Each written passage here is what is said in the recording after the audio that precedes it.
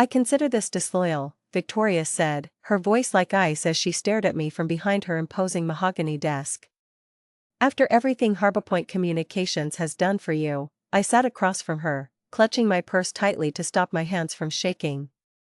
The shock of being called into her office at 9 a.m. on a Tuesday had worn off, replaced by a heavy knot in my stomach as I realized what was happening. Victoria, No, she cut me off, her perfectly manicured nail tapping on a printed email. Don't bother denying it. I have confirmation. You interviewed with North Bay Solutions last Thursday. You took a half day for a dental appointment. I believe my name is Addison Walker. I'm 31 years old and have dedicated 6 years of my professional life to HarborPoint Communications here in Spokane, Washington. In those 6 years, I've tripled my client portfolio, brought in millions in revenue, and earned the respect of every major account in our roster. But apparently, none of that mattered now. Security will meet you at your desk. You can collect your personal belongings, but your building access is revoked immediately. Victoria's voice was emotionless as she slid my company ID across her desk. I've already disabled your email access. The injustice of it burned in my chest. 3 years, 3 consecutive years, I'd come to this same office with meticulously prepared presentations showing my achievements, market rate salary comparisons, and requests for a well-deserved raise. I took a deep breath and stood up, straightening my blazer. I understand. Victoria looked almost disappointed by my calm response, perhaps she'd expected tears or pleading. Instead, I extended my hand across the desk. I wish you and HarborPoint continued success, I said, my voice steady despite the emotional turmoil inside. She hesitated before briefly shaking my hand, confusion flickering across her face as the security guard hovered awkwardly by my desk. While I packed my family photos and 6 years of desk plants into a cardboard box, I felt surprisingly calm. Colleagues shot concerned glances my way, but I smiled reassuringly at them. No drama, no scenes, just dignity walking out of those glass doors for the last time, the April sunshine warm on my face. I realized something important. Victoria thought she was punishing me, she couldn't have been more wrong. As I placed the box in my car trunk, my phone buzzed with a message from David Kleen, CEO of North Bay Solutions. Can we move our final discussion to today at 2 p.m.? I smiled. Victoria had no idea what was coming. It's funny how 6 years of your life can fit into a single cardboard box. As I drove home from HarborPoint, the box secure in my trunk, I reflected on everything that had led to this moment. I joined the company fresh out of graduate school, eager and determined. Despite my marketing degree from Washington State University, I'd started in an entry-level position, making coffee runs and organizing meeting notes. But I worked tirelessly, staying late, volunteering for the difficult projects nobody wanted, and building relationships with clients whom others had written off as too demanding. Within 2 years, I was handling our mid-tier accounts. By year 4, I'd been entrusted with North Bay Solutions, our largest client, worth nearly 30% of HarborPoint's annual revenue. David Kleen specifically requested me as their account manager after I'd stepped in during a crisis when their previous representative dropped the ball. You're the only one who seems to understand what we need before we even ask, he'd told me. From then on, the relationship between our companies flourished, with North Bay extending their contract and doubling their marketing budget with us. Victoria had been pleased then. My first request for a raise came after that success, armed with performance metrics and revenue numbers that spoke for themselves. It's just not in the budget this year, Victoria had explained with a rehearsed look of regret. But your contribution is noted. I accepted it then. The economy had been uncertain, and I was still building my portfolio. But the following year, after bringing in 3 new major clients and receiving an industry award for a campaign I designed, the same answer came: next year will be better, she promised. Meanwhile, Victoria drove to work in a new luxury SUV, and the company leased an additional floor in our building for expansion. Still, I remained loyal, believing that dedication would eventually be rewarded. The third denial came 6 months ago, right after I'd successfully negotiated a 40% increase in North Bay's annual contract value. "Your performance is exceptional," Victoria had said, "but we're investing in infrastructure this year. Perhaps we can revisit this in the summer." Something in me had finally broken. That night, I updated my resume for the first time in 6 years, not out of anger or revenge, but out of self-respect. I was worth more than constant promises and perpetual denial. At home, I set the cardboard box on my kitchen counter and stared at it, the reality of what had just happened finally hitting me. I wasn't just between meetings or taking a day off, I was unemployed. The weight of it pressed against my chest, momentarily making it difficult to breathe. My phone rang, displaying my best friend Olivia's name. "I just heard," she said when I answered. "Thomas texted me." "Are you okay?" Thomas was Harbor's IT specialist and Olivia's boyfriend. News traveled fast. "I'm processing," I replied honestly, sinking onto a kitchen stool. "It happened so quickly. It's completely unfair. Everyone knows you're the only reason North Bay has stayed with Harbor Point this long. Victoria is just intimidated because you're better at the job than she ever was." There was some truth to that. Victoria had been the company's star account executive before moving into management. Many of us suspected she missed the recognition and client relationships, often inserting herself unnecessarily into my meetings with North Bay.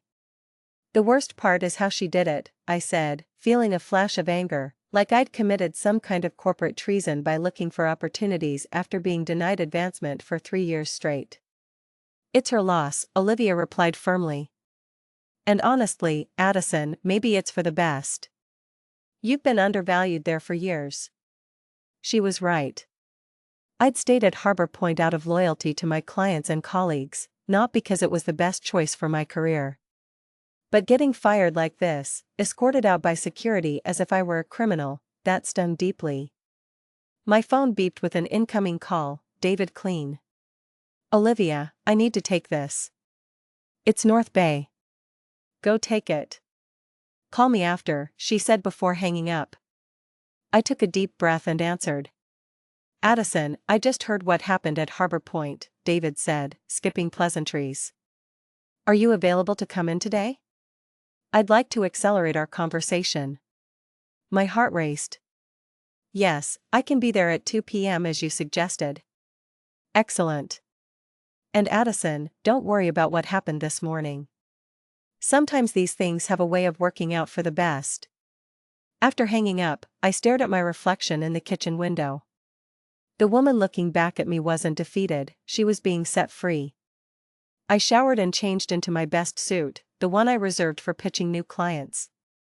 As I applied my makeup, I felt a strange calm settle over me. That morning had been humiliating, but it had also been clarifying. I had given Harbor Point my loyalty, creativity, and countless unpaid overtime hours. In return, I'd been undervalued and discarded. Whatever happened next, I knew one thing for certain: I would never again give my best to people who couldn't see my worth. It was time to step into my power. The North Bay Solutions headquarters occupied the top 3 floors of a gleaming glass building in downtown Spokane. Unlike Harbor Point's dated office with its beige walls and aging furniture, North Bay embraced modern design, open spaces, collaborative pods, and walls of windows showcasing mountain views. As I rode the elevator to the 30th floor, I mentally rehearsed what I would say in my interview. The elevator doors opened to reveal David Clean himself waiting in the reception area. "Addison," he greeted me warmly, extending his hand. "Thank you for coming on such short notice." David was in his early 50s, with salt and pepper hair and a reputation for being both brilliant and fair, qualities I'd come to appreciate during our 3 years of working together. "I appreciate the flexibility," I replied, shaking his hand firmly. "It's been an unexpected day." "Let's talk in my office," he said, leading me through the bustling workspace. Several North Bay employees I knew from our account work waved or nodded as we passed. David's corner office was modest compared to Victoria's showpiece but infinitely more welcoming, with comfortable seating arranged for conversation rather than intimidation. "Coffee?" he offered. please. Once we were settled with steaming mugs, David got straight to the point. I received a call from Victoria Sanders this morning, he began. She informed me that you would no longer be handling the North Bay account and that she would personally oversee our business until a replacement was assigned. I nodded, keeping my expression neutral despite the small flare of anger. Of course, Victoria would try to retain their biggest client herself. What she doesn't know, David continued, is that we were already concerned about our relationship with Harbor Point. This surprised me. Concerned? The latest campaign results exceeded projections by 23%. The results were excellent, he agreed, because of your work. But we've noticed changes at Harbor Point over the past year: delayed responses, quality issues with anyone except you, and frankly, a sense that they're taking our business for granted. He set down his coffee mug and leaned forward. 3 months ago, our board suggested we explore other marketing partners. I resisted because of our relationship with you. You've consistently demonstrated an understanding of our brand and business needs that goes beyond the typical client-agency relationship. My mind raced. Was he saying what I thought he was saying? When you reached out about potential opportunities here, David continued, it felt like perfect timing. But I need to be clear about something: we were never planning to poach you. We respect professional boundaries too much for that. We were prepared to wait until you gave proper notice at Harbor Point. I was planning to give 2 weeks' notice, I said, feeling it was important he knew that once I had a firm offer. David smiled. I believe you. Your professionalism is one of the reasons we're having this conversation. Victoria's decision this morning simply accelerated our timeline. He opened a folder on his desk and slid a document across to me. This isn't an interview, Addison. It's a job offer, Director of Client Strategy. You'd be building and leading a team to manage all our external marketing partnerships and agency relationships. I glanced down at the paper, and my breath caught when I saw the salary figure. It was nearly double what I'd been making at Harbor Point, more than I would have even asked for in my most recent denied raise request. This is very generous, I managed. It's market rate for someone with your experience and proven results, David corrected. Sometimes it takes leaving a situation to realize what you're truly worth. The offer letter sat on my kitchen table that evening, signed and ready to be returned tomorrow. I'd asked David for the night to review everything, though we both knew my answer would be yes. Still, taking time to consider major decisions was a professional courtesy I extended, even when the answer seemed oh. My phone had been buzzing all afternoon with texts from former colleagues at Harbor Point. Word of my firing had spread quickly, followed by rumors about my meeting at North Bay. I'd responded to a few close coworkers but avoided getting drawn into office gossip. A text from Thomas came through: Victoria called an emergency meeting after you left. Told everyone you were terminated for breach of company loyalty and that we should all remember that Harbor Point rewards loyalty above all. The irony wasn't lost on anybody. I shook my head.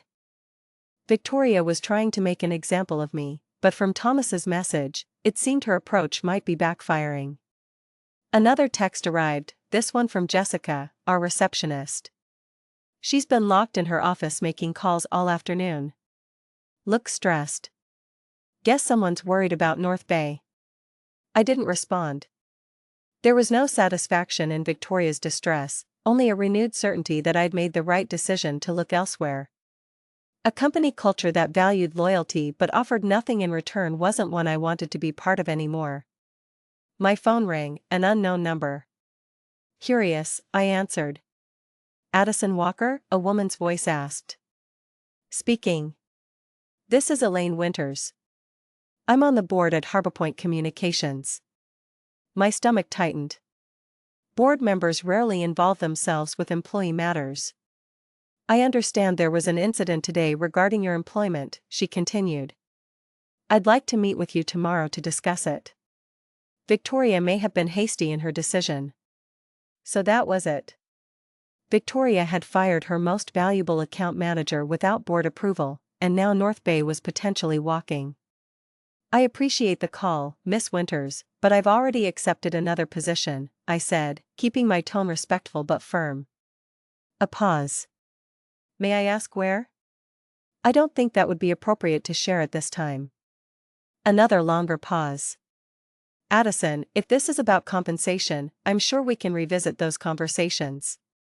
The board values your contribution to Harbor Point. The irony was almost painful.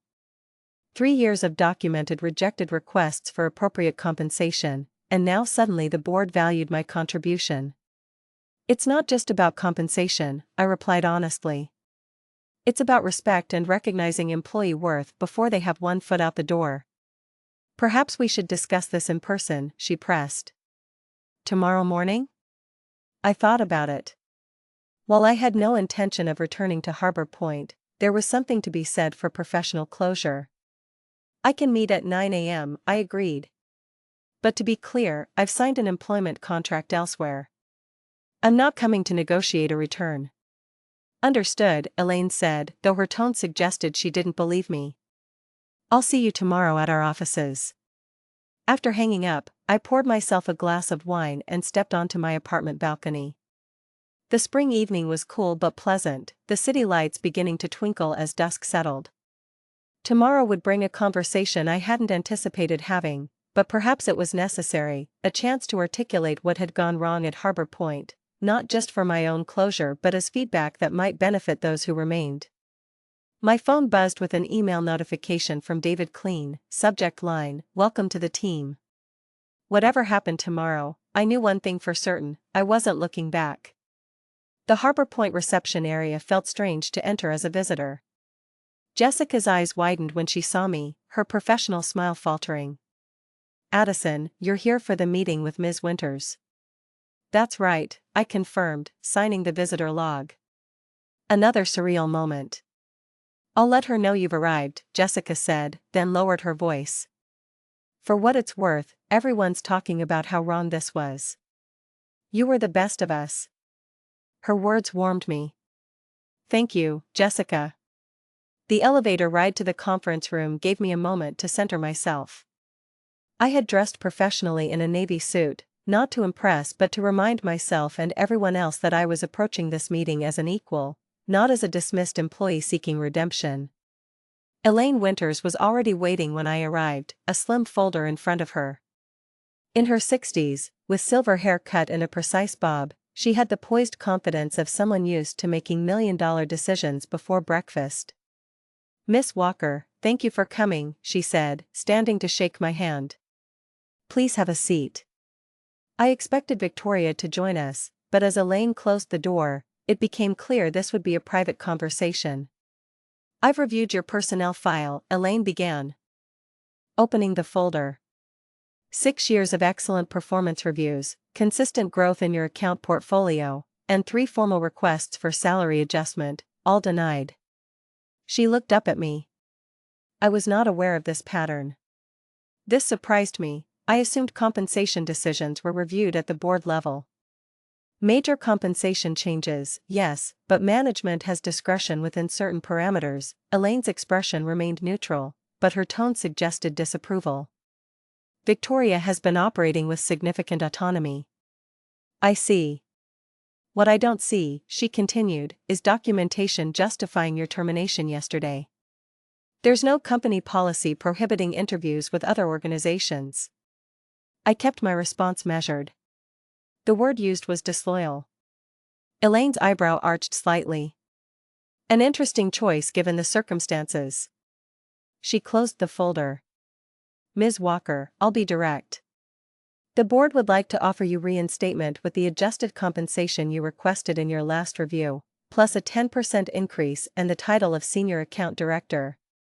The offer was better than anything Victoria had been willing to consider, but it came 3 years and 1 humiliating dismissal too late.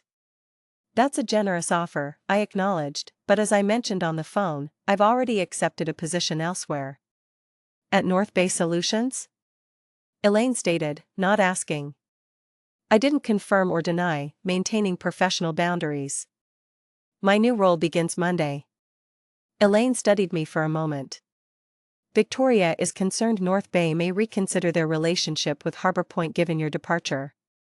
And there it was, the real reason for this meeting, not concern for how I'd been treated but fear of losing a major client. That would be a question for North Bay, I replied carefully. Indeed, Elaine nodded, seeming to appreciate my discretion. One last question, if I may, what could Harbor Point have done differently to retain you? The question was unexpected but welcome. I took a moment to consider my response. Recognize my value before I had to look elsewhere to find it, I said simply. Loyalty works both ways, Miss Winters. Harbor Point expected unwavering commitment while repeatedly demonstrating I wasn't worth investing in. That creates an unsustainable imbalance. Elaine nodded thoughtfully. A fair assessment. She stood, extending her hand. Thank you for your candor. Whatever your next steps, I wish you success. Walking out of Harbor Point for the second and final time, I felt lighter than I had in years. This meeting hadn't been about giving me a second chance, it had been about giving me a chance to reclaim my narrative, to leave on my terms, with my dignity and professional reputation intact. I'd been granted an unexpected gift, closure. Monday morning arrived with a mixture of excitement and nervousness. My new position at North Bay Solutions officially began today, and with it, a fresh chapter in my professional life. I arrived early, eager to settle into my new office, a real office with a door and windows, not the cramped cubicle I'd occupied at Harbor Point. Despite my senior role, David had arranged for everything to be ready, including a welcome basket and technology setup. At 9 a.m., he stopped by to introduce me to my new team, 5 talented marketing specialists who would be working under my direction to manage North Bay's various agency relationships.